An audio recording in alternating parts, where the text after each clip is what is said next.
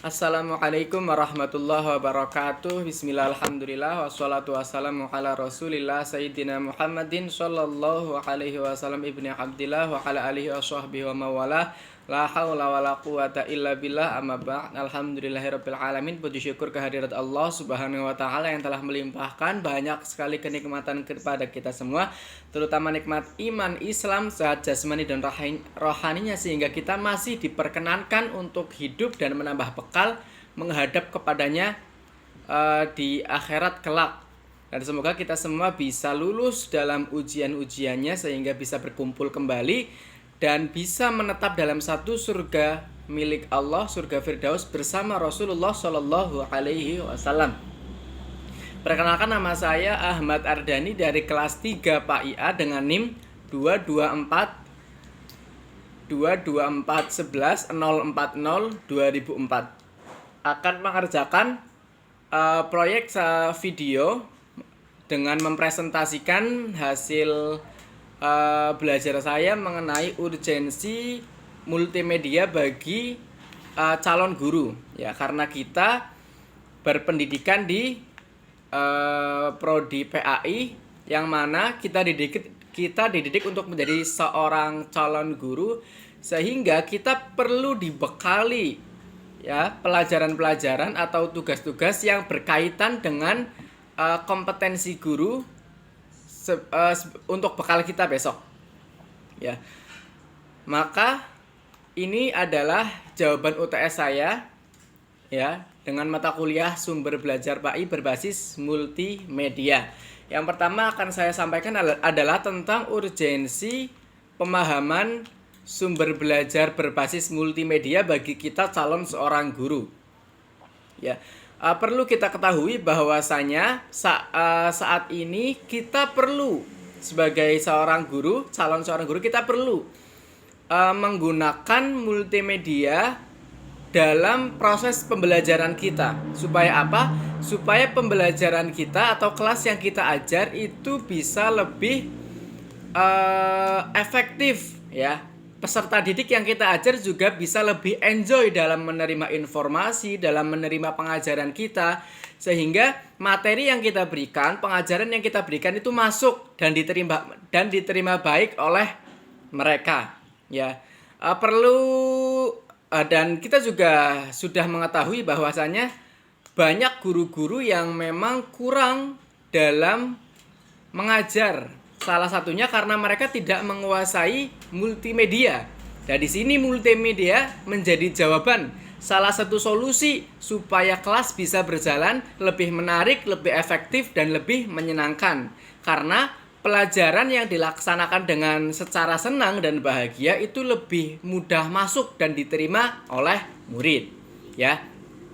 Ketika multimedia digunakan akan lebih efektif, jelas. Terus akan lebih menyenangkan, betul, ya. Karena kalau tidak digunakan, maka cara mengajar guru itu lebih bersifat monoton, satu arah, dan itu akan sangat membosankan bagi siswa. Karena siswa hanya bisa melihat guru terus.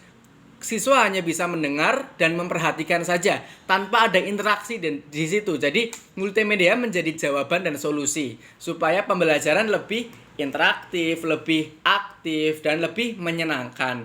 Juga dalam materi pembelajaran agama itu banyak yang bersifat abstrak, sehingga perlu dijelaskan, dan apabila penjelasan itu dilakukan dengan sebuah konten multimedia yang di situ ada gambar, ada audio visual, ada visualnya, ada gerak dan lain sebagainya, maka itu akan lebih mudah masuk karena siswa akan lebih tertarik di situ, ya.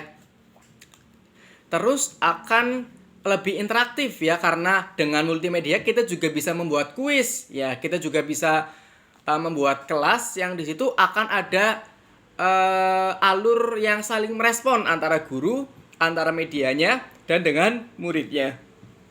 Yang kedua, teori-teori yang berkaitan erat dengan pembelajaran PAI, ya, berbasis multimedia, yaitu dengan teori konstruktivisme. Dalam teori ini menekankan tentang pemahaman belajar ya, pemahaman siswa melalui pengalaman, refleksi dan interaksi dengan multimedia, ya. Dan multimedia itu memfasilitasi itu semua, ya. Multimedia itu memfasilitasi berbagai konten-konten yang membuat pengalaman siswa itu lebih banyak, ya. Dan siswa bisa lebih belajar dari pengalamannya, ya. Kemudian siswa bisa lebih merefleksikan diri dengan konten multimedia dan akan lebih interaktif. Kemudian ada teori belajar aktif, ya, karena dengan konten-konten yang disediakan di multimedia seperti kuis, terus ada kelas, melahirkan satu pembelajaran yang saling merespon, dua arah antara murid dengan media, murid dengan guru, yang menjadikan siswa itu bisa lebih interaktif, ya, bisa lebih pede dan akan berpengaruh pada sosial mereka. Karena mereka pede, karena mereka sering dilatih untuk interaksi, maka sosial mereka juga akan berkembang. Dan dengan multimedia kita juga bisa meningkatkan literasi digital untuk para murid, karena kita semua tahu bahwasanya kita harus beradaptasi dengan perkembangan zaman. Salah satu pengajaran yang kita berikan sebagai calon seorang guru untuk peserta didik adalah memberikan pengajaran supaya meningkatnya literasi digital yang peserta didik miliki dan bisa beradaptasi dengan zaman. Kemudian ada 3 aplikasi yang perlu saya jabarkan dan saya jelaskan, dan perlu saya sebutkan juga kelemahan kelebihannya supaya kita sebagai calon guru itu bisa menerapkannya, menggunakannya ketika dalam proses pembelajaran. Yang pertama ada Pro Muslim, ya. Itu dengan aplikasi ini tuh kita bisa menentukan jadwal sholat, ya. Ini tuh aplikasi yang sangat bagus bagi muslim dan terkhusus bagi peserta didik sebagai kita calon seorang guru, gitu ya.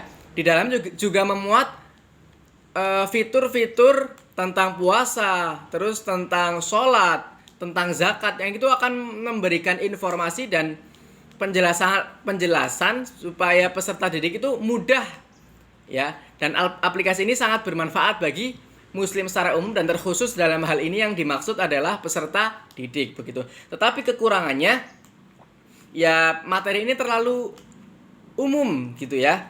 Apabila kita ingin mengkhususkan pembahasan tentang sholat, maka tidak bisa menggunakan aplikasi ini. Begitu. Yang kedua adalah dengan iQuran, ya. Dengan iQuran adalah satu aplikasi yang di dalamnya fokus pembahasan terhadap kepada Al-Quran, pembahasan Al-Quran, ya. Dan dalam salah satu fitur kelebihan aplikasi ini itu Al-Quran diterjemahkan dengan berbagai bahasa.